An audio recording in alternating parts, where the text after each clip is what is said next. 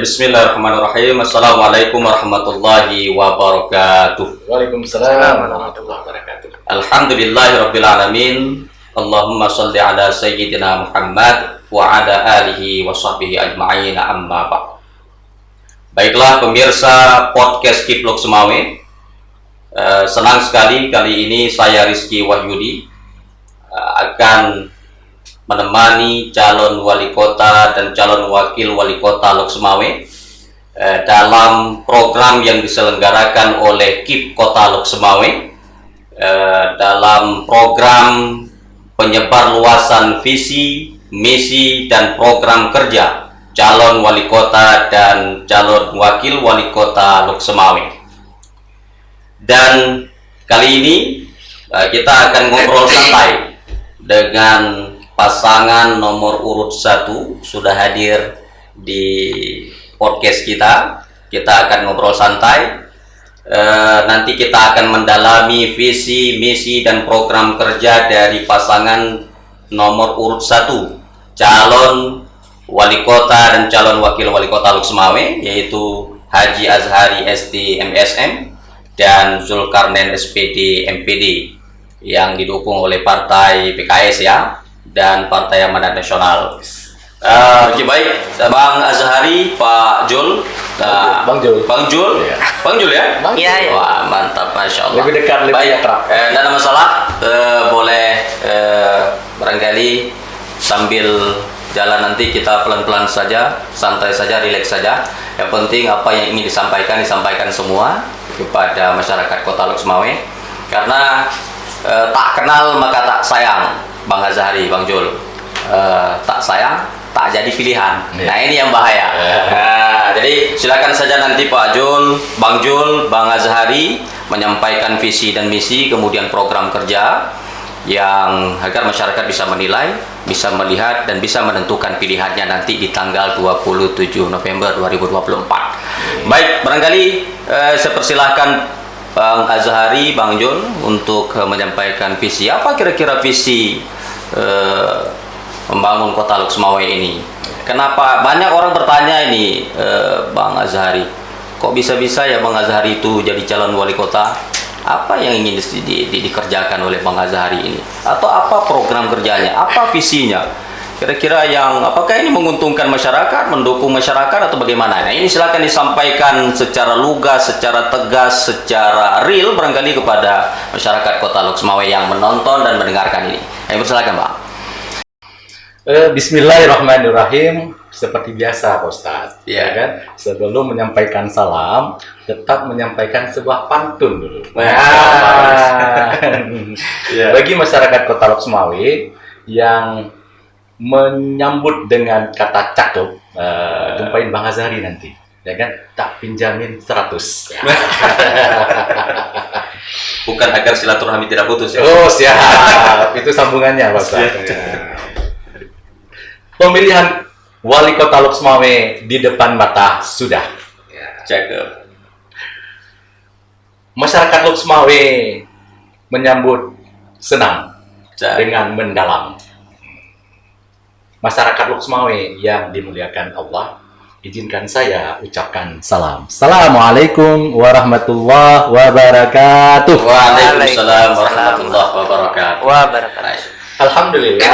Alhamdulillahilladzi an'ama alaina bi nikmatil iman wal islam.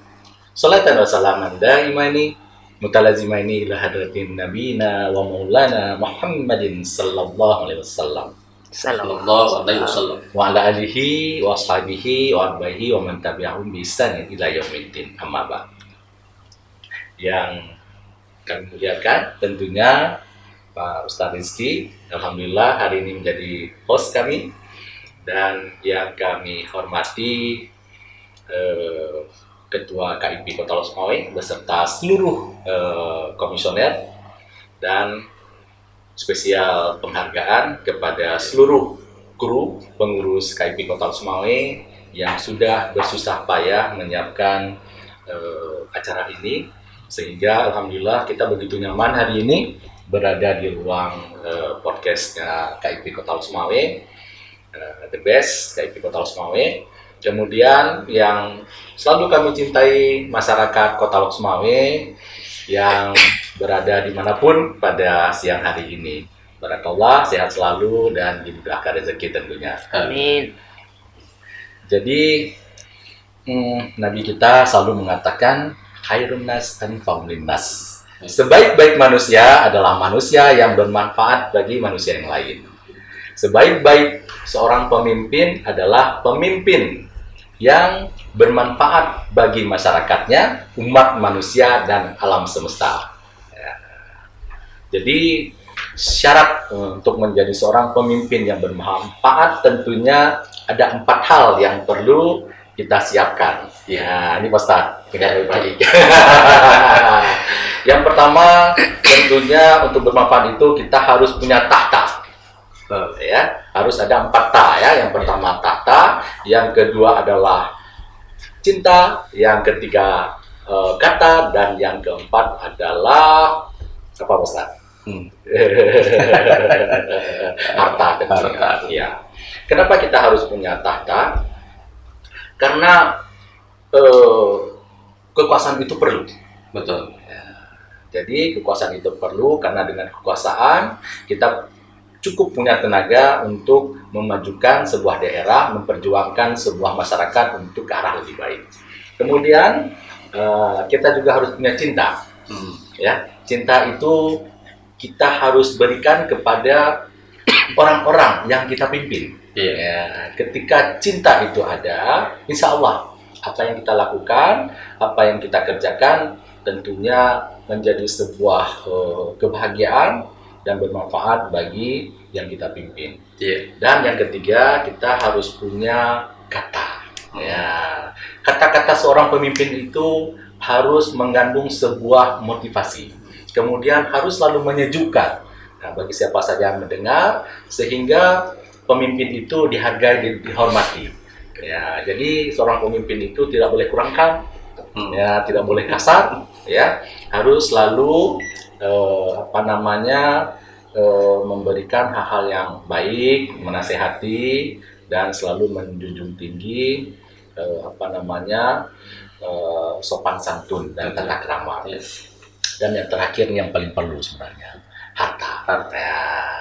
Harta itu sangat-sangatlah penting karena semua kegiatan, semua operasional ya dalam melaksanakan sebuah kepemimpinan, mengantarkan masyarakat Kota Lok Sumawe menjadi masyarakat yang sejahtera, yang maju, tentunya harus didukung oleh finansial yang baik. Betul. Ya, jadi apalagi kita tahu hari ini PBK kita, ya PHD kita sangat-sangat kurang. Nah, jadi bagaimana seorang pemimpin itu dapat ya menaikkan pendapatan asli daerah. Karena sumber pendapatan asli daerah itu ada 4. Ya, yang pertama adalah sumbernya berasal dari pajak daerah, kemudian dari kontribusi daerah, kemudian dari pengelolaan kekayaan daerah yang dibagikan. Nah, ini yang sering orang lupa. Dan kemudian yang terakhir adalah lain-lain pendapatan yang sah. Jadi oleh sebab itu hari ini kami Askar, Azhari, dan Zulkarnain memantapkan visi dan misi kami. Ya, yang pertama adalah untuk bermimpi. Ya, jadi jangan salah tanggap, jangan salah arah. Seperti kata nenek-nenek kita dulu, bahwa gantungkanlah Cita-cita. mimpi kita setinggi langit. Seandainya pun kita jatuh, jatuhlah di antara para bintang-bintang. Ya kan? Kemudian saya sangat-sangat refresh, saya ingat ketika saya mau tidur, mau bobo dulu, nenek saya selalu berpesan, Pak Ustaz. Apa kata pesan beliau? Cucuku, kita boleh miskin harta, tetapi tidak boleh miskin cita-cita. Nah, itu melekat sampai sekarang di dalam relung sanubari saya. Nah, jadi hari ini itu yang ingin kita wujudkan, yang ingin kita sampaikan. Karena apa? Karena setiap orang itu punya mimpi. Dan mimpi itu mempunyai 2 sisi mata uang Yang pertama, mimpi itu sangatlah murah, bahkan free. Kenapa? Siapa saja bisa bermimpi. Dan siapa saja bisa bermimpi apa saja. Betul. Nah, dan yang kedua, mimpi itu punya nilai yang sangat strategis, yang sangat mahal. Iya. Ya kan? Apa itu? Karena ya kan, Indonesia ini juga dimerdekakan oleh para leluhur kita dengan sebuah mimpi. Betul. Diawali sebuah mimpi. Iya. Ya kan? Hari ini juga ya kan kita bisa melihat di depan kami ada Pak Ustadz, di depan Pak Ustadz ada kami, ya. Itu juga mimpi dari para orang tua kita. Betul. Ya kan? Makanya kita hari ini ada di sini, ya kan, menjadi orang-orang yang berguna dan bermanfaat tentunya. Amin. Kemudian lagi, saya ingat sebuah quote dari seorang sukses dunia, yaitu Honda.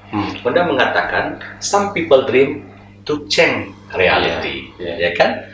Kemudian beliau juga menyampaikan, but some people dream to escape from reality. Jadi, orang-orang bermimpi untuk merubah keadaan. Nah, inilah kita.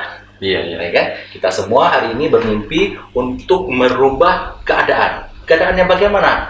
Keadaan yang kurang baik mungkin sebelumnya, kurang maju, kurang sejahtera. Ini yang kita ingin wujudkan hari ini. Ya kan, bersama Azhari Zulkarnain. Ya kan? Kemudian juga yang tidak boleh, orang-orang bermimpi untuk lari dari kenyataan. Ini yang harus kita hindari. Kenapa? Ketika kita ingin menghindari kenyataan, banyak orang yang terlibat ke hal-hal negatif.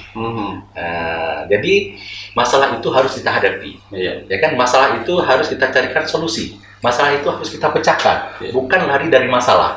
Kalau orang-orang lari dari masalah, sering kita dengar orang-orang terlibat narkoba. Iya, betul. Ya kan? Kemudian malah yang paling tragis, orang-orang bunuh diri. Nah, jadi mimpi yang seperti ini harus kita hindari. Jadi sekali lagi, ya kan, ketika Askar mencanangkan Luxmawi sebagai Petrodinar dan menjadikan kota Luxmawi sebagai small Dubai, ya kan, itu kami awali dengan sebuah mimpi.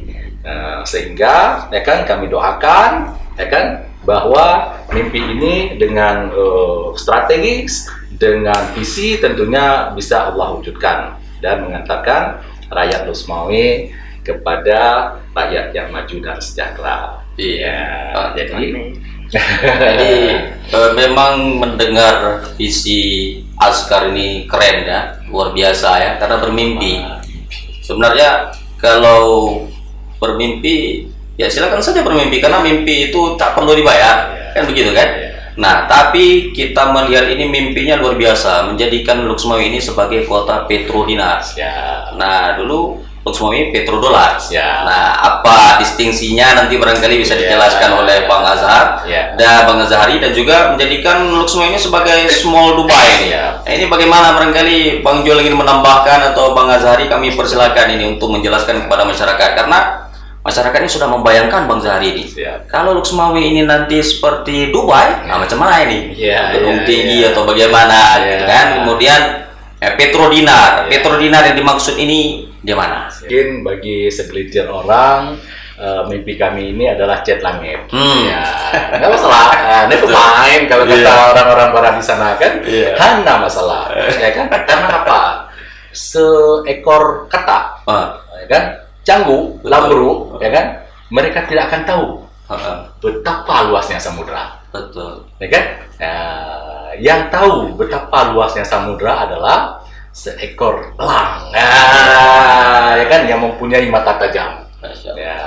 Jadi kita tidak boleh pesimis, ya kan? Kita tidak boleh patah haram, ya kan? Ketika ada orang yang meragukan kemampuan kita. Karena kita juga maju sebagai kandidat calon wali kota dan wakil wali kota ini untuk memperjuangkan, ya kan? Yang pertama adalah yang kita perjuangkan tentunya hinaan. Mungkin selama ini ada hinaan, ya kan? Yang perlu kita perjuangkan, ya kan? Kemudian remehan, ya kan? Yang perlu kita perjuangkan. Semoga ini Allah ridhoi dan Allah wujudkan. Jadi bicara tentang Petrodinar Small Dubai, tentunya masih sangat-sangat refresh di pikiran kita, Mhm. era 80-an dan Betul. 90-an, bahwa Lok Iya. Sumawe merupakan daerah petrodolar. Petrodolar, Ya. betul sekali. Ya, tetapi hari ini itu tidak mungkin menjadi slogan kota lagi, karena apa? Petrodolar sudah menjadi sebuah kafe. Sebuah kafe di lampu merah di jantung kota Lok Sumawe. Sehingga kita perlu sebuah tagar baru, perlu sebuah kata-kata baru yang menginspirasi tentunya, yaitu Petrodinar. Kenapa? Ya kan?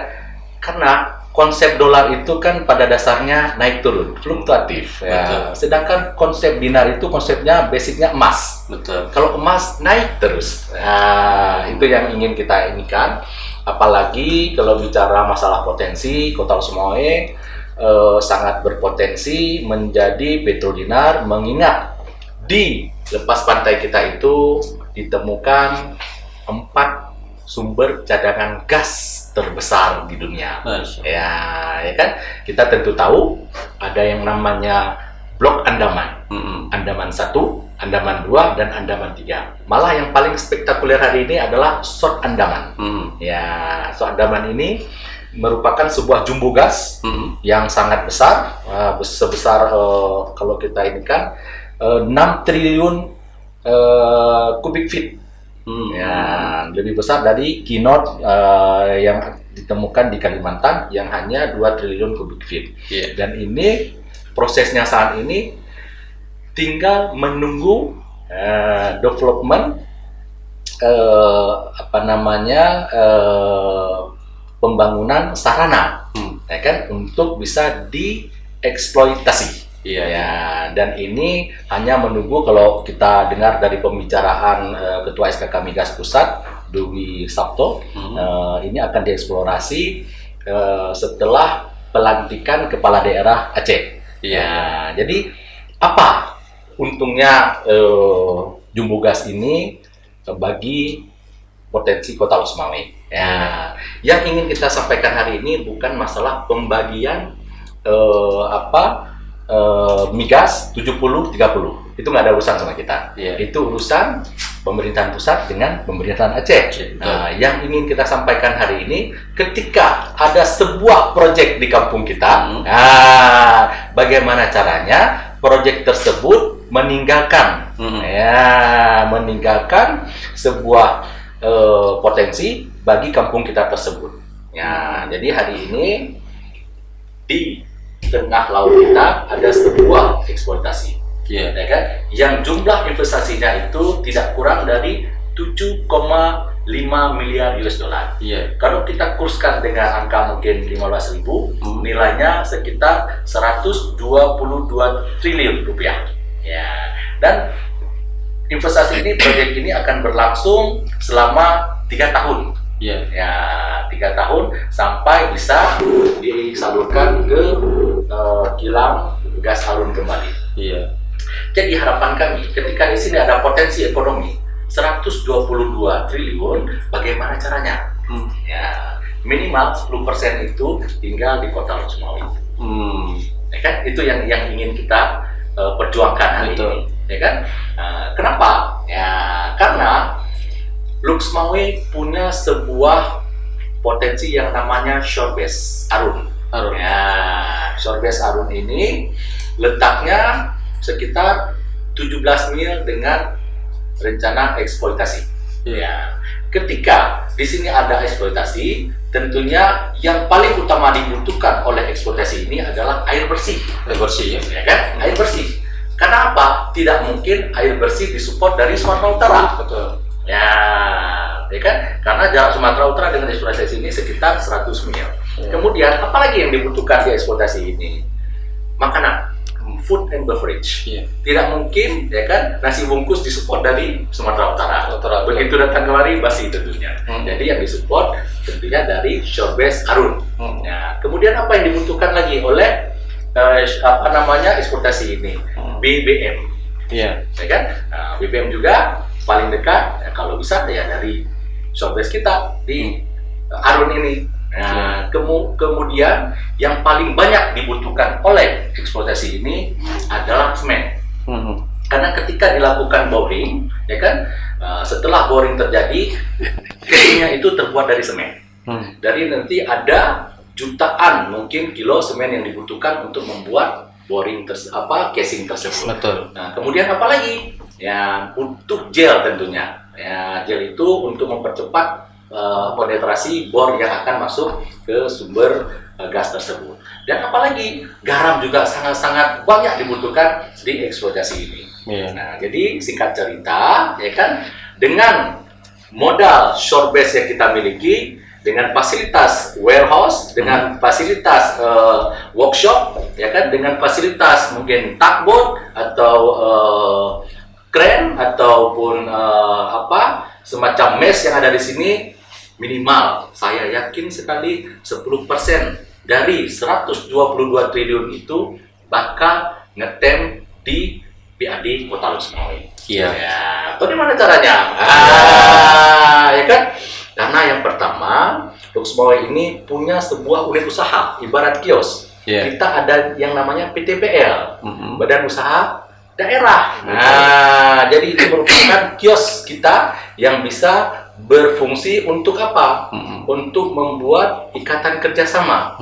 Apakah B2B dengan perusahaan luar, ya kan? Yang tentunya nanti saya sebagai wali kota akan berdiri di garda paling depan untuk memperjuangkan bagaimana perusahaan daerah ini bisa ikat kerjasama dengan perusahaan-perusahaan yang akan berkontribusi di jumbo gas tersebut. Jadi kalau saja 10% dari 122 triliun ini, ya kan, bisa menjadi PAD Kota Lok Sumawe, ada 12 triliun, ya kan, yang masuk PAD kita, ya kan, dengan asumsi dibagi dengan 3 tahun tadi. Ya, 12 bagi 3 tahun 4 triliun. Ya, itu paling sedikit. Ditambah dengan APBK kita yang ada sekarang sekitar 460 miliar, tentunya ke depan kita punya anggaran 5 triliun seperti visi dan misi Askar Azhari Zulkarnain. Masa sih kalau kita punya 5 triliun, ya kan, untuk mengelola 4 kecamatan saja tidak bisa, ya kan? Makanya saya yakin sekali dengan PAD sebesar itu kita bisa merubah Kota Lok Sumawe sebagai waterfront city, ya, kota yang berada di sisi air, dengan julukan Small Dubai. Jadi kalau hari ini kita bisa melihat bangunan-bangunan di Lok Sumawe semua membelakangi laut, seolah-olah laut itu merupakan jamban besar, ya kan, tempat buang hajat, buang air. Tapi setelah menjadi waterfront city, semua bangunan kita harapkan menghadapi laut. Kenapa? Karena laut itu menjadi sebuah inspirasi, menjadi sebuah sumber energi. Jadi harapan saya tidak muluk-muluk, ya, hendaknya kantor wali kota ke depan itu berada di Cafe 3 sekarang. Seperti Burj-nya Khalifah, di Kota Dubai, ya kan? Dan di depannya itu, di Cafe 3 nanti akan kita bangun seperti Palem Humaira. Itu mimpi. Dan view-nya tetap laut, ya. Tetap laut. Ya, itu. Tapi ya itulah Bang Azhari tadi. Saya kira mimpi itu ya menarik, luar biasa, meskipun tadi sudah disampaikan ada beberapa yang yang mengkhawatirkan atau meragukan itu, ya. Tapi tidak ada masalah. Bang Azhari, Askar ini sudah bermimpi. Ya, kita doakan mimpi ini terwujud hendaknya pasti, ya, karena untuk pembangunan Kota Lok Sumawe. Nah, tadi menarik itu di petrodolar dan petrodinar. Nah, malah saya menangkap tadi ini Bang Azhari, petrodinar, kalau petrodolar kan barat. Apakah petrodinar ini timur karena kita di wilayah syariah? Nah, apakah konsepnya akan ke situ? Barangkali nanti bisa dijelaskan sedikit. Kemudian yang kedua, nah ini penting juga, saya pikir pertanyaan dari grassroots ini, dari masyarakat kita, ya. Kalau nanti PAD kita besar, kemudian dikelola dengan baik oleh wali kota, ya mudah-mudahan Bang Askar lah, ya. Askar nanti dari wali kota, dikelola oleh wali kota, kira-kira dampak konkret, dampak pasti untuk masyarakat Lok Sumawe ini, masyarakat kelas menengah ke bawah ini apa kira-kira Bang Azhar? Nah, ini barangkali yang ditunggu-tunggu oleh pemirsa podcast Kiplok Sumawe ini, agar mereka tahu ini. Siap. Ya kalau nanti mereka menentukan pilihan, oh berarti pas. Nah, ini pilihan kami, ini pilihan yang tepat. Nah, barangkali itu bisa dijelaskan nanti. Ya. Nah, tentunya yang pertama kita melihat dari nama, ya kan, walaupun orang bilang apalah arti sebuah nama, sebenarnya sangat berarti sekali karena nama itu juga disematkan dengan potong kambing kita, ya kan. Jadi tidak sia-sia lah kalau orang tua kita potong kambing untuk menamai sesuatu itu. Jadi petrodolar dengan petrodinar, kita sama-sama tahu bahwa saat pembangunan ladang gas Arum dulu itu dilakukan oleh main kontraktornya adalah dari Betel, ya kan? Kemudian juga saat pengelolaannya juga itu hampir semua part dan spare partnya itu bersumber dari barat karena main kontraktornya adalah dari barat. Sedangkan di Short Andaman ini kita tahu yang sudah melakukan eksplorasi dan akan melaksanakan eksploitasi itu dari Mubadala Energy. Nah, tepatnya sebuah perusahaan dari Abu Dhabi. Ya, makanya kita ambil sebuah korelasi. Kalau dulu karena dilaksanakan oleh negara barat, nah kita ambil petrodolar, dan saat ini karena dikelola, ya kan, oleh perusahaan dari Timur Tengah, kita ambil konsep small Dubai. Nah, itu yang kita berikan.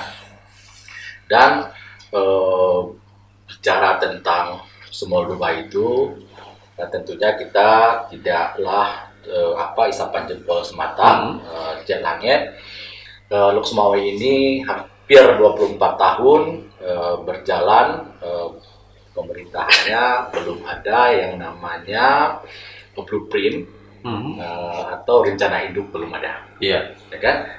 Dan itu perlu kita lakukan. Kebetulan saya punya seorang teman, seorang doktor dari alumni Belanda juga di sana. Beliau dosen tata ruang dunia.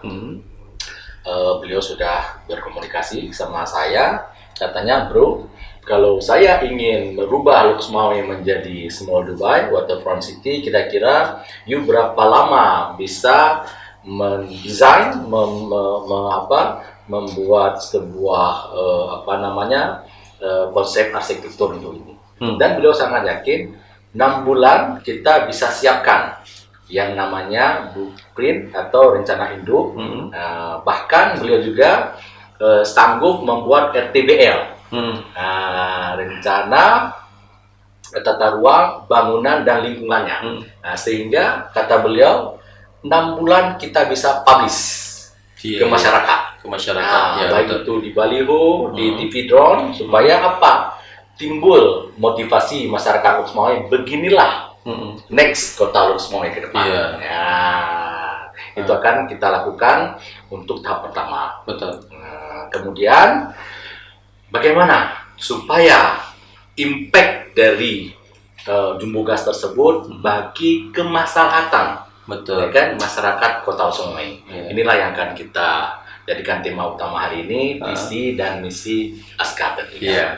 Jadi Askar ini punya visi menjadikan Kota Lok Sumawe bersyariat dan istimewa. Ya kan? Bersyariat itu apakah? Karena Aceh syariat Islam, Aceh syariat Islam dari Indah Tudanyo ke syariat Islam, kan? Dari Raja Aceh Sultan Iskandar Muda ke syariat Islam, ya kan? Tapi itu kita tuangkan dalam misi kita 5T tadi.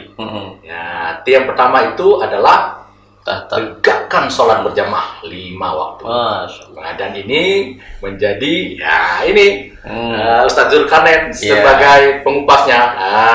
Kemudian juga bersyariat itu kita tuangkan dalam T yang kedua. T yang kedua itu tanpa maksiat. Ya, karena dengan T yang pertama, tegaknya sholat berjamaah 5 waktu, insya Allah, ya kan, rahmat Allah akan turun, kemakmuran akan terjadi di kota ini, ya kan, sehingga kota ini menjadi yang kita harapkan tadi. Kemudian yang kedua tanpa maksiat, Jangan sampai kita mengundang lagi bencana, ya kan, air laut naik ke darat, sehingga potensi ekonomi kita, APBD kita asik untuk membangun itu saja. Jadi saya persilahkan Ustadz Zulkarnain untuk mengupas T1 dan T yang kedua. Baik. Nah, silakan. Habiskan T-nya dulu. Sambil ngopi, Saya kopi dulu. Ya, baik. Oke, bismillahirrahmanirrahim. Assalamualaikum warahmatullahi wabarakatuh. Waalaikumsalam warahmatullahi wabarakatuh. Ustaz Rizky, Pak Wali, dan kru-kru sekalian. Oke, yang sudah disampaikan tadi, yaitu visi kita, yaitu bagaimana menjadikan kota Luxmawe menjadi kota yang bersyariat dan istimewa. Kita berharap di sini nantinya memang benar-benar Luxmawe ini sesudah bersyariat dia akan istimewa. Betul. Semua orang akan rindu datang kembali ke Luxmawe ketika dia sudah datang. Orang luar khususnya ya. Yang tentunya kita kupas dengan visi misi kita. Yang pertama, kita tempatkan, tegakkan sholat berjamaah 5 waktu. 5 waktu. Nah, kenapa itu kita lakukan? Memang seperti yang intinya Aceh ini kan berislam. Mayoritas penduduknya Islam, yang orang di dalam. Tentunya ketika kita menjalankan Pancasila dengan baik, yaitu yang pertama ketuhanan yang Maha Esa. Bagaimana kita mengatakan ketuhanan yang Maha Esa ketika kita tidak melaksanakan perintah Tuhan kita dengan baik? Betul. Nah, sebenarnya itu sudah melanggar Pancasila. Betul. Ya kan? Makanya kita berharap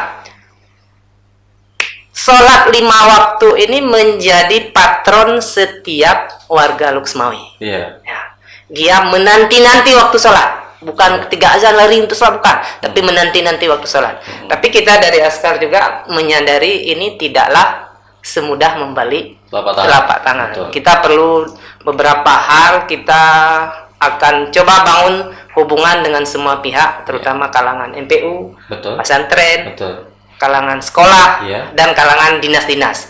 Karena ini akan kita, khususnya untuk sholat ya, untuk sholat kita akan mengajak desa-desa untuk mengirimkan 10 pemuda, 10 pemuda dan pemudi, dan kita bina. Kalau di Luxmawe ada 68 desa, itu mereka dulu yang akan kita bina, khusus untuk setelah dibina dengan baik di kita, mereka akan pulang ke desa masing-masing dan mereka akan menghidupkan menasah masing-masing. Iya. Ya kan? Kalau ini kan lama, tidak berarti besok kita ini kapan nih? Kenapa udah Askar memimpin nggak ada sholat berjamaah? Kenapa bilang ini? Enggak, ini kan harus dibentuk. Iya, betul. Kita lihat bagaimana Nabi berdakwah di Mekah selama 13 tahun kan secara diam-diam. Tapi hari ini kan kita nggak perlu tunggu wahyu lagi, di wahyunya sudah ada dari Rasulullah, kita tinggal meneruskan. Cuman kekurangan kita hari ini pembinaan Quran. Semua orang ngerti surga, ngerti neraka, ngerti siksa, ngerti tidak. Tapi bagaimana sakitnya disiksa itu nggak ngerti. Karena belum merasakan. Tapi ini ketika pembinaan baik kita lakukan, dan yang kita bina ini khususnya dia akan menebarkan wewangian di desanya masing-masing. Bagaimana semua manusia yang ada di dunia, khususnya di Luxmawe, itu sholat itu menjadi kebutuhan dia. Bukan sholat yang menunggu dia, tapi dia berharap membutuhkan sholat itu. Nah, itu yang pertama ya. Makanya ketika semua orang Luxmawe, warga Luxmawe nantinya yang kita cintai, meyakinkan bahwa sholat ini adalah hal yang paling penting, insya Allah Luxmawe betul-betul akan menjadi kota tujuan, menarik jiwa-jiwa yang lain akan datang. Karena doa-doa kita di sini insya Allah akan dikabulkan ketika kita semua mencintai sholat.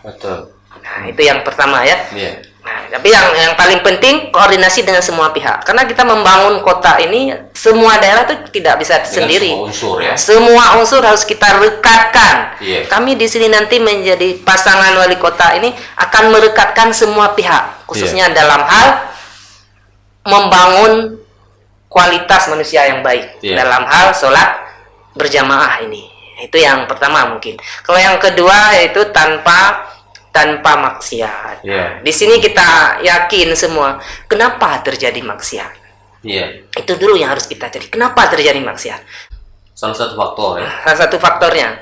Ya karena kalau kita bilang zero maksiat juga kadang bukan kita bilang tidak mungkin, mungkin saja kalau Allah berkehendak. Tapi itu kan Allah sedang menitipkan setan untuk menggoda. Betul. Tapi disebutkan juga siapa yang sanggup kamu goda. Nah itu. Makanya tanpa maksiat ini kita nanti juga akan coba membangun UMKM. Setiap misalnya di Luswawe ini ada 400 sekian TPS. Per TPS kita minta pemuda. Jadi 400 sekian TPS nanti 400 sekian UMKM, mereka yang akan kita bina untuk membangkitkan Ekonomi. usaha kecil di Kota Lusmawe. UMKM itu yang pertama dampaknya ini ketika mereka sudah sibuk dengan kegiatannya masing-masing, mungkin arah lebih baik akan tercapai. Contoh-contoh yang baik akan muncul bahwa seperti ini harus kita bina.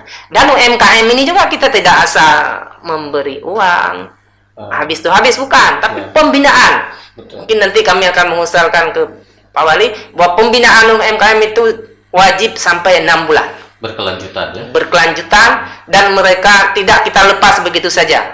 Yang pertama, dalam pembinaan ini mereka harus benar-benar kita kuatkan pondasi kecintaannya kepada Allah, Betul. kecintaannya kepada Rasul, kecintaannya kepada ulama. Ketika itu cinta semua, wajib semua dilaksanakan dengan baik, insya Allah usahanya akan berjalan dengan baik. Iya. Dan kemaksiatan akan berkurang. Betul. Nah, mungkin itu visi kita yang pertama, yang kedua. Iya. Dan yang ketiga mungkin nanti dilanjutkan Pak Wali, yaitu tanpa pengangguran, tanpa kemiskinan, dan tanpa inflasi. Mungkin saya tambah sedikit. Yang pertama, yang mungkin yang program sudah disampaikan tadi di awal, masalah program mungkin terlalu tinggi ini itu dan sebagainya. Ini kita di sini tidak ada kata tidak mungkin. Mungkin kita lihat dulu bagaimana kondisi Arab Saudi dulu. Ya kan? Bagaimana kondisi kota Jakarta dulu. Betul. Bagaimana kondisi kota Banda Aceh dulu. Betul. Bagaimana kondisi kota Lusmawe dulu. Sebelum ada kemajuan. Makanya apa yang kita rancang ini walaupun dikatakan mimpi, berarti mimpi di sini bukan berarti mimpi bedah gitu. Betul. Bukan, tapi cita-cita yang berkelanjutan yang akan kita wujudkan, salah satunya dengan berkuasa. Bukan berarti kita rakus kekuasaan, tapi ketika kita memegang tampuk kekuasaan, kita ingin mencoba merekat semua unsur untuk membangun kota Lusmawe yang lebih baik. Betul. Ini itu tambahan Pak Wali, yang tanpa pengangguran, kemiskinan, dan tanpa inflasi bisa dilanjutkan. Iya, betul. Pasti Askar ini akan selalu bermimpi. Siap. Ya, betul ya, untuk dan membangun akan kota mewujudkan Lusmawe mimpi. ini. Ya, dan mimpi itu akan diusahakan untuk diwujudkan. Siap. Nah, begitu ya. Yang pasti untuk mewujudkan mimpi itu ya harus menang dulu, Pak. Siap. Kalau tidak menang, Amin, bisa semoga ya kan? menang. Tapi sudah siap menang ya? Siap, insyaallah. Kalah? Siap juga ya. Ya. Itu ketentuan Kalah, terakhir ya. siap menang dan kalah itu soal biasa ya, Askar ya. Kalah sudah biasa, tapi yang paling utama itu adalah pembangunan kota Lusmawe barangkali ya. Nah ini menarik sekali. Saya kira pemirsa penonton podcast ini yang menunggu ini beberapa lagi program kerja atau misi yang akan dilakukan oleh Askar ini, mereka bisa dilanjutkan, Bang Askar. Iya. Jadi terkait masalah menang kalah itu hari ini bagi Askar adalah terjun ke pemilihan wali kota dan wakil wali kota ini merupakan fardu kifayah bagi kita. Jangan sampai ente berarti meninggal itu gesukle di malaikat. Igata mendua ya kan pemikiran naik.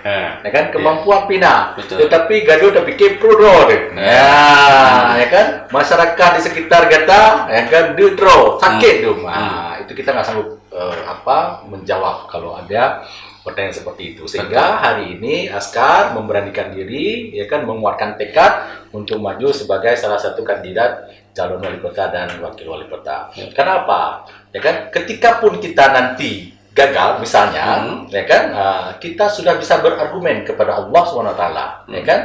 Jadi apa argumen kita? Ya Allah, kami sudah mencoba kan, kami sudah berbuat, tetapi karena takdir Engkau yang tidak mengizinkan kami ke sana, ya kan? Makanya kami hari ini back to basic. Ya kan? Balik lomba set, patut cuman kuy, patut dia beli. Jadi namanya kalah itu sudah di tangan. Ya hari ini tinggal ya kan menjemput kemenangan. Betul. Karena apa? Satu nama sudah ada. ya kan, di Lauhul Mahfuz, ya kan, 50.000 tahun sebelum Allah menjadikan bumi dan isinya. Jadi kita hari ini bagaimana menjalani takdir saja, ya kan. Nah, itu tekad kami. Jadi tidak ada beban di kami, masalah menang kalah itu tidak ada beban. Dan seorang pemimpin itu, saya rasa seperti kata Ustadz tadi, harus menjadi berkat, bukan penyekat. Ya kan, walaupun sekecil apapun Kota Lusmawe ini, ya kan, tidak mungkin kita menjadi sebagai seorang Superman. Iya. Karena Superman sudah mati di film Justice League. Ya kan? Iya, yang ada hati ini adalah sebagai super team. Avenger. Iya. Kan hari ini mungkin saya bisa menjadi seorang Iron Man, ya kan? Pak Ustadz bisa menjadi sebagai Captain America. Ustadz menjadi Hulk. Jadi Spider-Man. Iya. Jadi sama-sama kita membangun Kota Lusmawe, itu yang intinya. Kemudian juga jangan sampai pertarungan politik ini, ya kan, menghilangkan ukhuwah di kita dan memutuskan tali silaturahmi di kita. Karena bagi kita hari ini, kalau bisa, politik itu ibarat kita bermain catur, yang bertarung bidaknya saja. Sedangkan kita para pemain, ya kan, ya seperti ini, ketawa ketiwi, saling ngopi, itu yang bijak. Seandainya hari ini, ya kan, menang paslon 2, 3, 4, bagaimana kami paslon 1 ini harus bisa bergandengan tangan. Betul. Ya kan? Datang ke beliau-beliau, ya kan? Ya, untuk apa? Tetap bisa terjalin silaturahmi. Begitu juga seandainya kami menang, ya kan? Jangan ragu-ragu, paslon 2, 3, 4, ya kan? Datang ke kami. Ya, jadi itulah yang ingin kita wujudkan di Kota Lusmawe. Jadi kami ingin menyampaikan T kami yang ketiga adalah tanpa pengangguran. Jadi ada misi kami tadi, menjadikan Kota Lusmawe bersyariat dan istimewa. Istimewanya adalah, ya, bukan karena 25 Mei 1959 Aceh ditetapkan sebagai daerah istimewa. Itu memang sudah masa lalu kita. Jadi istimewa ini, ya kan, bagi kami adalah siapa saja yang berKTP Kota Lusmawe ke depan, ya, dia berhak. Yang pertama adalah mendapatkan pekerjaan yang layak, usia 20-60 tahun. Kemudian, ya kan, usia 60 tahun ke atas, mereka wajib mendapatkan pendapatan atau santunan juga yang layak. Itu baru namanya istimewa. Makanya kami tuangkan dalam D yang ketiga, tanpa pengangguran. Pengangguran hari ini cukup besar di Kota Lusmawe, yaitu sekitar 8,73%, dan itu harus kita reduce. Dengan apa? Dengan program-program strategis tentunya. Yang pertama, bagaimana mereduce pengangguran yang tinggi itu? Kami punya program bagi orang-orang S3. Nah, orang-orang S3 ini tentunya orang-orang yang tidak tamat SD, tidak tamat SMP, dan tidak tamat SMA. Nah, itu menjadi prioritas. Walaupun mereka secara pendidikan, secara skill tidak punya, tetapi mereka punya hak hidup di kota ini. Karena mereka juga, saudara-saudara kita ini, tidak ingin, ya kan, masa depan anaknya itu seperti mereka. Betul. Nah, jadi mereka ini, ya kan, harus kita rekrut. Ya, kita rekrut 100 hari ke pemerintahan kita. Tentunya kita akan menyampaikan kepada seluruh kecil di 68 kampung untuk mendata seluruh pengangguran yang ada di kampung mereka. Ya, untuk disampaikan ke kita. Jadi kita nanti tinggal memilah berapa banyak pengangguran S3, berapa banyak pengangguran yang berpendidikan. Tentunya itu kita pilah lagi, mungkin tenaga kesehatan, ya kan, kemudian tenaga pengajar, kemudian tenaga administrasi, itu akan kita pilah-pilah. Karena apa? Cara penanganannya itu tentu sangat berbeda. Ya, misalnya untuk teman-teman yang S3 tadi, ya kan, karena mereka tidak punya skill, tidak punya pendidikan, ya kan, Kota Lusmawe terdiri dari 181,06 km persegi. 30%-nya lahan terlantar dan lahan tidur.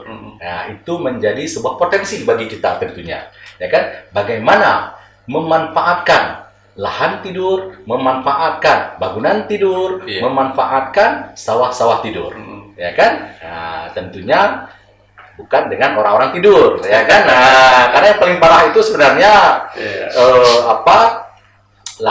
bukan lahan tidur, bukan uang tidur, ya kan? Tapi yang paling parah sebenarnya orang tidur. Nah, karena sebanyak apapun uang kita, ya kan, sebanyak apapun potensi kita, ketika orang tidur itu yang susah. Makanya hari ini Askar, ya kan, bangun dari tidur untuk mewujudkan mimpi. Jadi kami bermimpi bukan dalam tidur.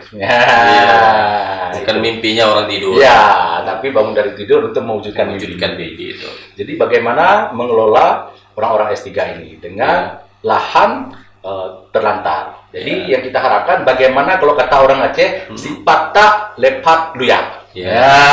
Bagaimana dengan melaksanakan program yang pertama ini masalah pengangguran kita teratasi, lahan tidur kita menjadi lahan produktif, kemudian PAD kita bertambah. Jadi yang kita manfaatkan ini adalah multiplier effect. Dan yang paling perlu, ya kan, untuk melaksanakan 3 target ini tanpa menggunakan uang APBK. Nah ini menarik. Kan, karena apa? Dana APBK itu dana yang sudah tertentu, ya kan? Dana yang sudah diplotkan, sudah ada plotnya, sudah ada plotnya masing-masing, ya kan? Nah, jadi kalau hanya mengandalkan dana APBK, mungkin anak-anak kita SDTK gampang saja menghabiskan dana itu, kan? Tapi bagaimana seorang leader, ya kan, seorang pemimpin itu mampu mencari dana untuk melaksanakan program ini?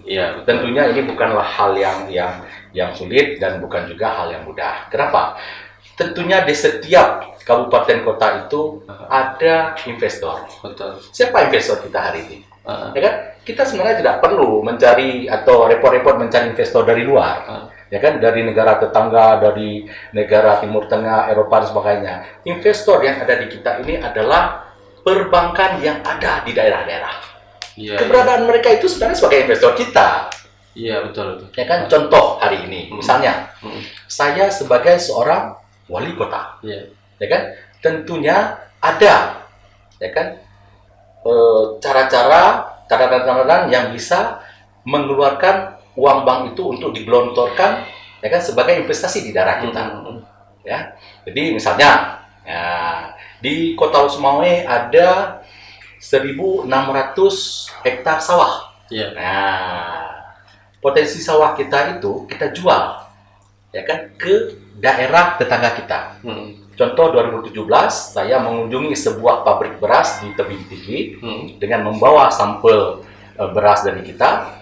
Di sana mereka menilai harga beras kita waktu itu tahun 2017 dengan harga 6.000 per kilo.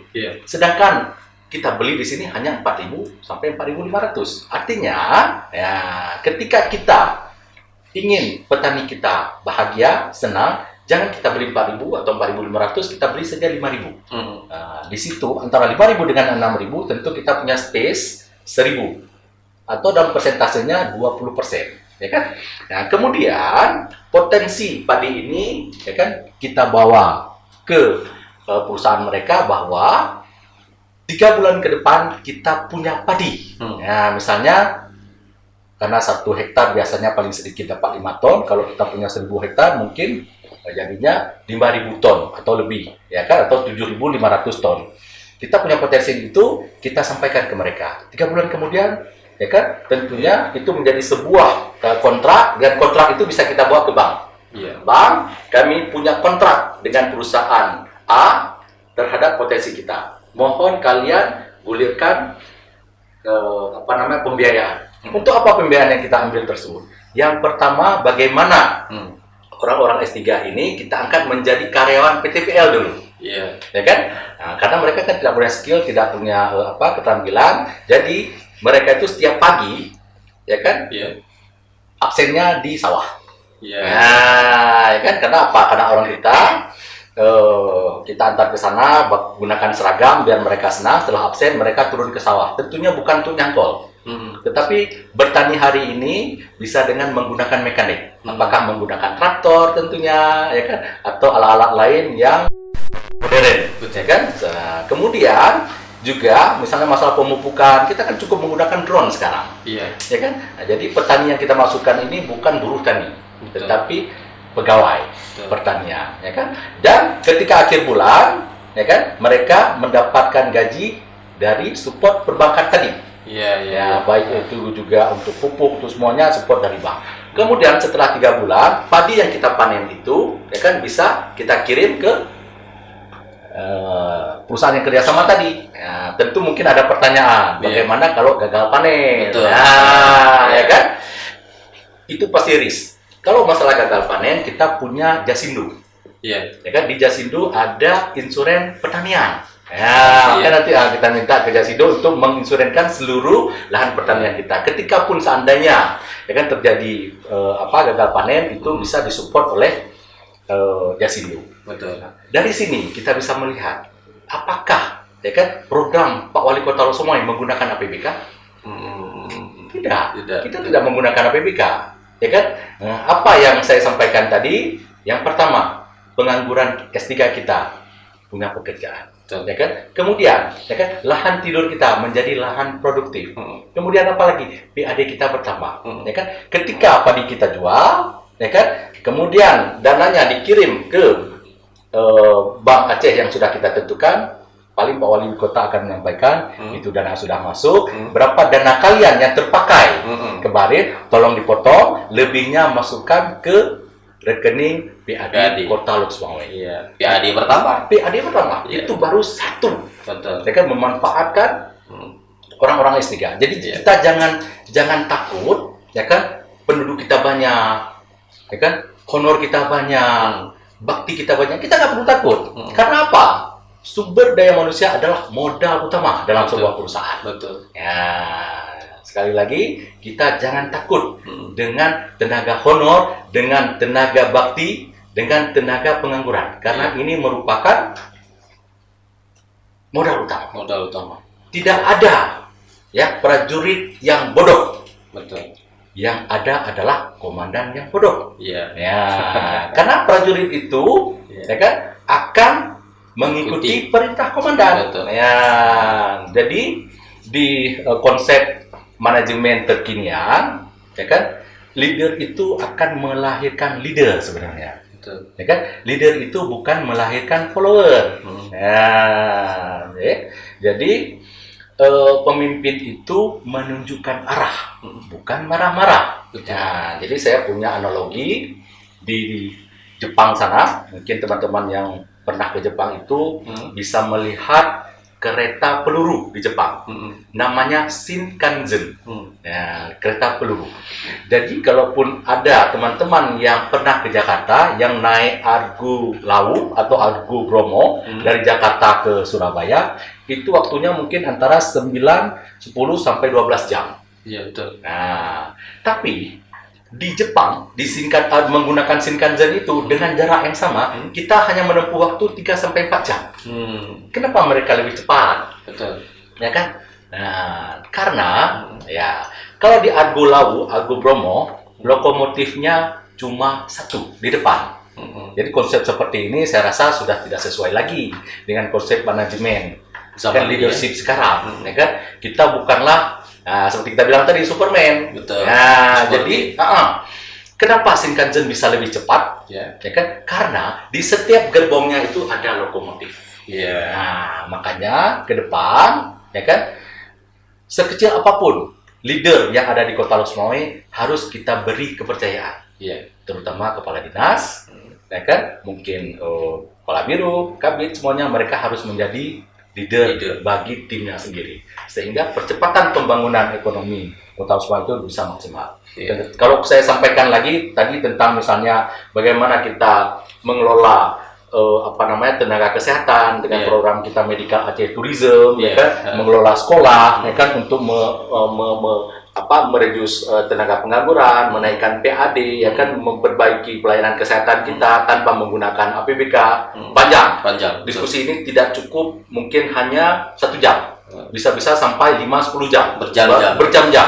Ya kan? Karena semua program tadi sudah ada di kepala Bang Azhari sama Bang Zul ini selama 7 tahun yang lalu. Masya Allah. Nah, kita Askar sudah meramu itu dengan baik. Kemudian bagaimana dengan sekolah-sekolah swasta yang akan kita rubah menjadi sekolah favorit, sekolah unggul itu, ya kan, sama seperti sebenarnya Klip Vikarosa itu merupakan sebuah studi kasus kita juga. Ketika kita menjadi wali kota, ya kan, puskesmas yang ada di Losmoai ini akan kita dirikan klinik pendamping puskesmas. Sehingga tenaga honor, tenaga bakti yang ada di sini bisa pindah ke klinik sebelah.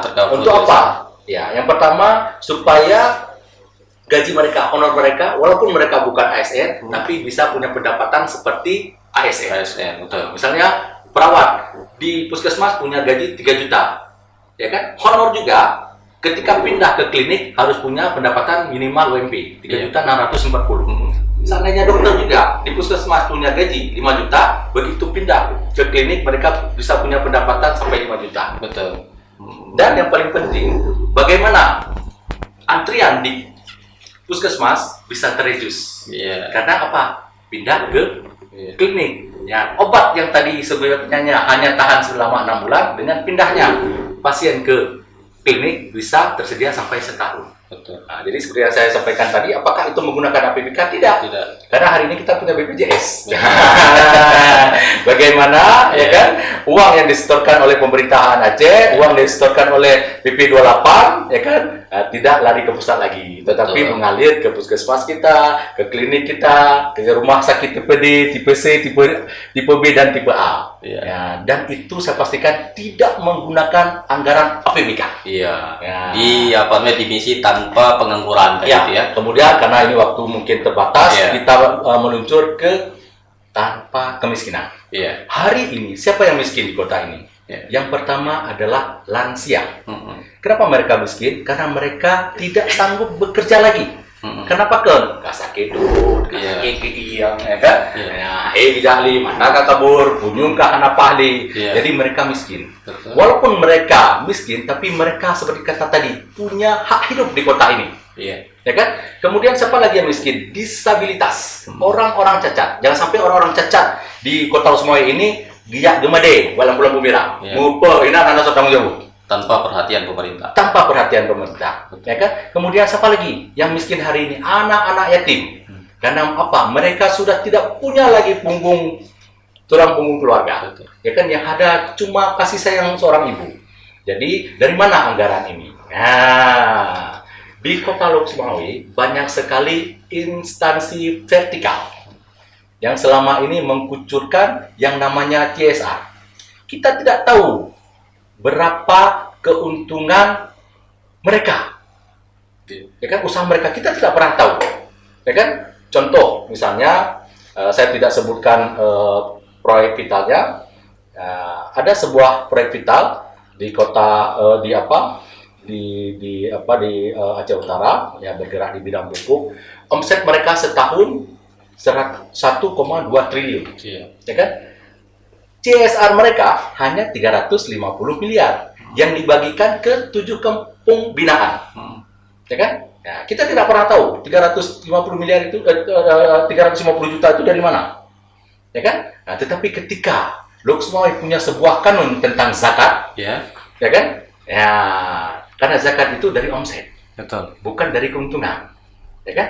Jadi 2,5% dari 1,2 triliun itu, ya kan, 2,5 miliar, ya kan, bukan 350 juta. Kalau kita bisa dapat yang lebih banyak, ngapain yang sedikit, ya kan? 350 juta hanya bisa dibagikan ke 7 kampung, tapi 2,5 miliar mungkin bisa 11 kampung, ya kan, atau lebih.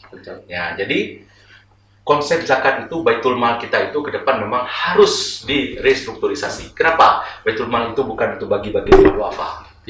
Ya kan, tapi Baitul Mal itu, ya kan, zakat itu punya snap-snap yang harus kita salurkan, ya kan. Walaupun seperti anak yatim misalnya, kita tidak punya snap untuk anak yatim, tetapi karena orang tua ibunya itu miskin, ya kan, ya melalui ibunya, ya kan, untuk apa? Untuk pendidikannya, untuk makannya. Ya, itu konsep tanpa kemiskinan. Kemudian setelah semua warga Kota Lok Sumawi punya pekerjaan, punya pendapatan, ya kan, semua warga Lok Sumawi punya santunan, tentunya ketika mereka pergi ke pasar, ya kan, daya beli sudah ada, ya kan, di urung tuha, di urung cacat, dia anak yatim, ya kan, yang kadang ngemblobruh. Seandainya punya santunan, apakah 1 juta setiap bulan atau 2 juta, ya kan. Kemudian anak-anak muda sudah punya pekerjaan, sudah punya gaji, mereka juga begitu. daya beli mereka sudah ada, sehingga apa yang terjadi? Ya kan? Ketika daya beli sudah ada, ya kan?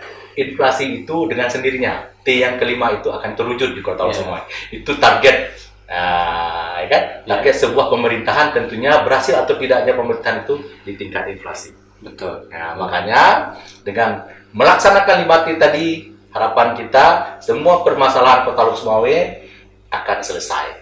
Ya kan? Nah, sekali lagi kami ingatkan, tegakkan sholat berjamaah 5 waktu. Betul. Tanpa maksiat. Itu yang utama sebenarnya. Tadi 5T, tegakkan sholat berjamaah tanpa maksiat, tanpa pengangguran, tanpa kemiskinan, satu lagi Tanpa inflasi. tanpa inflasi. Nah, insya Allah 5T, ya kan? Iya. PAD Kota Lubuk Semawe 5 triliun akan terwujud. Oke. Sedikit lagi Bang Azhari tadi terkait dengan santunan. Siap. Nah, berbicara santunan, nah inilah yang menyentuh grassroots, menyentuh masyarakat ini santunan. Kalau mendengar kata santunan, pasti banyak antrian ini. Ya. Kan begitu dia. Ya. Nah, bagaimana Azkar merealisasi santunan ini? Siapa yang diberikan santunan? Kenapa harus diberikan santunan? Kemudian kategorinya apa saja? Barangkali bisa dipertegas dan diperjelas oleh Azkar ini agar masyarakat bisa paham. Jangan nanti begini Bang Azkar, orang mendengar Azkar memberikan santunan, jadi rame-rame ini ikut serta sebagai orang yang akan disantuni oleh Azkar. Nah, barangkali perlu dipertegas. Silakan. Yang nama santunan tadi kan kita sudah sampaikan. Yang pertama adalah lansia, kemudian disabilitas, kemudian mungkin anak yatim, ya kan? Kemudian juga mungkin ada fisabilillah kita, orang-orang berjuang seperti yang belajar di Daya, kemudian yang belajar di luar negeri itu juga menjadi target kita dalam menyalurkan zakat kita melalui Baitul Mal. Betul. Jadi seperti ini, kita kan sudah sampaikan tadi bahwa semuanya kan perlu data. Iya. Ya, Nah ini dia. ya kan? Perlu data. Mungkin dalam 100 hari kerja kita akan minta kepada kampung, kepada Pak Kecil dan perangkatnya untuk mendata berapa banyak lansia di kampung mereka, berapa banyak disabilitas di kampung mereka, berapa banyak anak yatim di kampung mereka, berapa banyak pelajar santri di kampung mereka, ya kan? Tentunya setelah kita punya data nanti, jangan kita jadikan rakyat kita sebagai pengemis, Betul. ya kan? Antri, ya kan? Walaupun tidak berkilo-kilometer, bermeter-meter itu di depan Baitul Mal, jangan. Ketika kita sudah punya data, ketika kita sudah punya parameter, nah tugas kita lah mengantarnya ke rumah mereka kah, membuka rekening kah, itu yang akan kita lakukan. Malah kalau bisa dibilang pencitraan, Azkar akan membuat sebuah program yang spektakuler, yaitu memberikan santunan kematian dan kecelakaan kepada pekerja non formal. Ya kan? Karena kita di sini semua bukanlah pegawai negeri, bukan pegawai swasta, ya kan? Tetapi di Kota Lubuk Semawe ada abang beca, ada buruh bangunan, ya kan? Ada pekerja lain yang tidak mempunyai pendapatan bulanan. Nah, jadi orang-orang seperti ini nanti Azkar melalui dinas sosial akan menyalurkan premi ke BPJS Tenaga Kerja untuk mengcover orang-orang ini. Karena yang paling susah hari ini ketika ada sebuah orang yang meninggal di kampung dan orang itu bukan orang berada, ya kan, hanya mendapatkan uang kematian dari dari kumpulan, kalau kita bilang semacam TTA lah di kampung, ya kan? Jadi kalau kita ke depan menginsurenkan orang ini hanya 18.000 per bulan, mereka sudah bisa mendapatkan dua keuntungan. Ya, dua keuntungan itu premi kematian dan premi kecelakaan. Coba bayangkan hari ini, ketika ada sebuah keluarga miskin, ayahnya meninggal, ya kan? Untuk fardu kifayah saja susah, apalagi untuk kauri sampai 7 huruf, ya kan? Apalagi setelah 7 hari anak-anak sama istri makan apa. Tetapi ketika kita salurkan premi ini, ya kan, Pak Wali Kota tinggal telepon kepada Kepala BPJS Tenaga Kerja, Bapak Manajer, ini ada warga kami yang meninggal, tolong preminya dicairkan. mendapatkan kalau 18.000 sebulan itu kita bilang setahun hanya 200.000, setiap ada yang meninggal Pak Wali Kota bisa mengantar 48 juta. Coba bayangkan. Dengan uang 48 juta, fardu kifayah selesai, ya kan? Kauri sampai 7 huruf. Mampu selesai, ya kan? Malah 6 bulan ke depan masih ada. Ya kan? Yang bisa dimanfaatkan oleh keluarga. Ya kan? Kemudian lagi seandainya abang becak kita, ya kan? Para nelayan kita, ya kan? Terjadi musibah di laut, di jalan, ya kan? Dengan premi kecelakaan ini, ya kan? Bisa mengobati mereka sampai sembuh. Kenapa? Kalau kecelakaan itu tidak di-cover oleh BPJS Kesehatan. Nah, jadi alangkah ya kan bertanggung jawabnya seorang kepala daerah ketika menginsurenkan warganya di kecelakaan itu. Baik, luar biasa ya Askar ini dengan visi dan misinya yang mudah-mudahan terwujud hendaknya, insyaallah. Karena memang waktu kita yang tidak mendukung, hanya 1 jam saja Bang Azhari. Barangkali kalau kita berdiskusi panjang lebar, kita perdalam ini bisa berjam-jam tadi ya. Tapi tidak ada masalah. Karena ada waktu lain, ada diskusi-diskusi lain nanti akan kita perdalam ini. Yang pasti kita berharap apa yang Bang Azhari dan Ustaz Jol sampaikan tadi ini ditonton oleh masyarakat Luk Semawe, didengar oleh masyarakat Luk Semawe. Mereka mengenal lebih jauh Askar ini dan bisa menentukan pilihannya. Karena podcast Keep Luk Semawe ini tidak dalam program menyebarluaskan visi dan misi calon wali kota Luk Semawe ini. Nanti semua akan disiarkan, tidak hanya pasangan 01 tetapi juga 02, 03 dan 04. Mereka nanti akan menentukan pilihan setelah melihat menganalisis, kemudian mengenal lebih jauh keempat pasangan ini, dan nanti pada tanggal 27 November akan menentukan pilihan. Dan seperti tadi di awal sudah disampaikan, di Lauhil Mahfuz sudah ada nama. Semua pasangan ini menjalankan takdirnya saja. Tapi kita berharap semua pasangan ini nanti setelah pilkada ini selesai akan duduk rembuk lagi, menyatukan visi, menyatukan misi, mengintegrasikan semua program yang ada untuk pembangunan kota Luk Semawe yang kita cintai ini. Baik, barangkali sebelum ada closing statement, itu saya sampaikan sebelum ini ditutup, barangkali ada closing statement dari Bang Azhari dan juga Ustaz Jul. Apa yang ingin disampaikan kepada masyarakat, kami persilakan. Kalau saya karena bukannya tadi pakai pantun, ya kan, nah tentunya juga pakai pantun, ya kan. Yang biar cakep tetap ya dapat pinjaman 100 dari Bang Azhari. Jalan-jalan ke kota Bandung, tanpa sengaja sampai di kota Batu. Kalau warga kota dalam pemilu masih bingung, jangan lupa pilih nomor 1. Silakan Ustaz. Silakan. Cakep. Iya, terima kasih. Nah, intinya kita mau mengajak semua masyarakat agar memilih dengan cerdas. Bersama-sama kita yakin keempat calon ini, nomor 1, 2, 3, dan 4 itu semua adalah orang-orang terbaik yang silakan dipilih sesuai dengan hati nurani masing-masing, dengan berbagai pertimbangan, tentunya bukan dengan hal-hal yang lain. Kita berharap juga semua pihak, panitia, keamanan juga bersinergi semua untuk menyukseskan pilkada tanggal 27 nanti. Yang paling penting jangan lupa ke TPS. Siap, terima kasih. Baik, terima kasih. Sekali lagi kami ucapkan kepada Askar ini sudah bersedia hadir di podcast Keep Luk Semawe, dan mudah-mudahan mimpinya terkabul hendaknya. Amin. Baik, pemirsa podcast Keep Luk Semawe. Nah, di akhir diskusi kita dengan pasangan nomor urut 1, calon wali kota dan calon wakil wali kota Luk Semawe, tadi sudah kita dengarkan begitu banyak program kerja yang disampaikan dengan visi yang luar biasa menjadikan Luk Semawe ini sebagai kota yang bersyariat dan istimewa dengan 5 misi, yaitu tegakkan sholat berjamaah, kemudian tanpa maksiat, tanpa pengangguran, tanpa kemiskinan, dan tanpa inflasi ini.